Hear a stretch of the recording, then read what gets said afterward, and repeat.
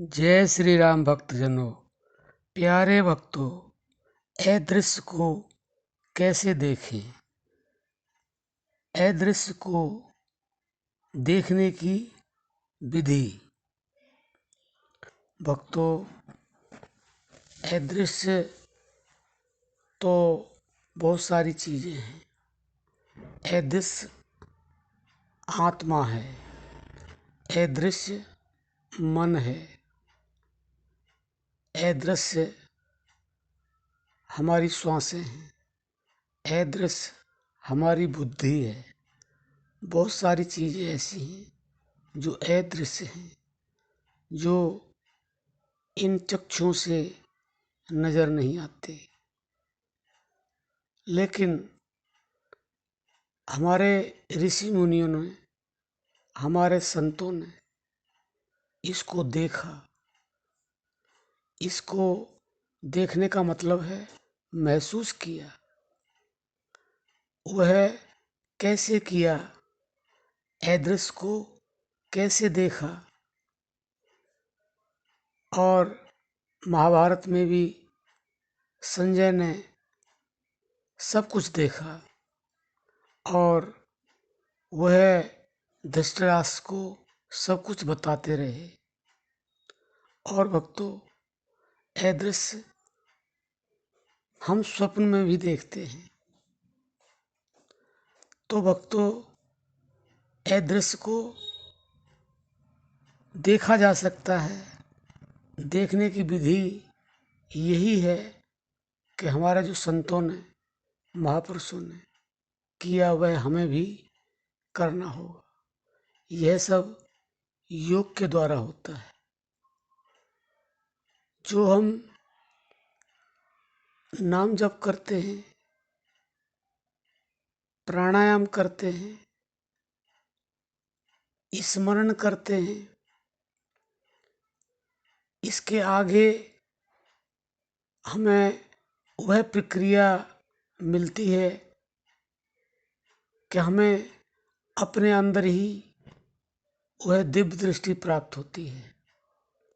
और दिव्य दृष्टि से ही हम अदृश्य को देख सकते हैं।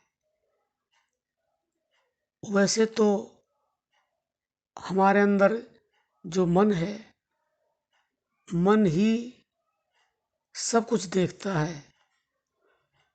मन के द्वारा ही सब खेल रचा हुआ है। जब हम सो जाते हैं तब भी हमारा मन पता नहीं क्या क्या देखता है। हमारी आंखें बंद होती हैं, कान हमारे बंद होते हैं, शरीर शिथिल होता है, उसके बावजूद भी हमें दिखाई पड़ता है, सुनाई पड़ता है, सारे कार्य होते हैं। तो ये अदृश्य शक्ति के द्वारा ही अदृश्य को देखा जा सकता है। और ये हमारे जो भौतिकता के शरीर में मन, बुद्धि, प्राण, इंद्रियां हैं, यह स्थूल रूप में ही काम करते हैं। इनकी कुछ लिमिट है।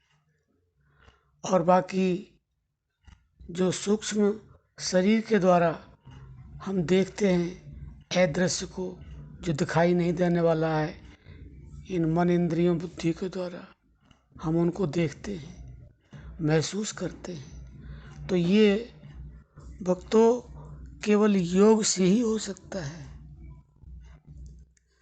और कोई विधि नहीं है, और कोई उपाय नहीं है।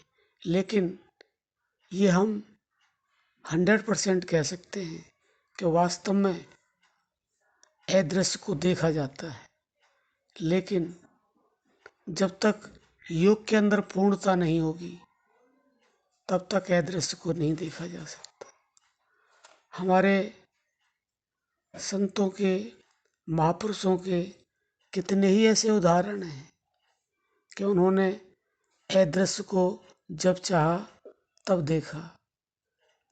और अभी भी इस तरह के संत हैं जो अदृश्य को इन आँखों के बगैर देखते हैं, महसूस करते हैं और जो चाहते हैं वह प्राप्त भी करते हैं।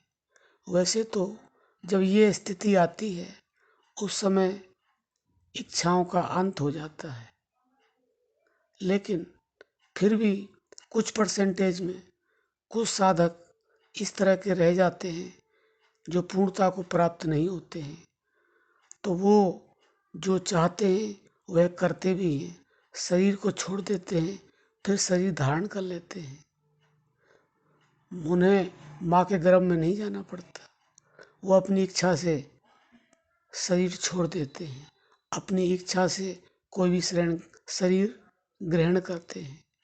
उनके पास वह अदृश्य शक्ति होती है, उस अदृश्य शक्ति से मिलने का योग होता है, उनके पास दिव्य दृष्टि होती है।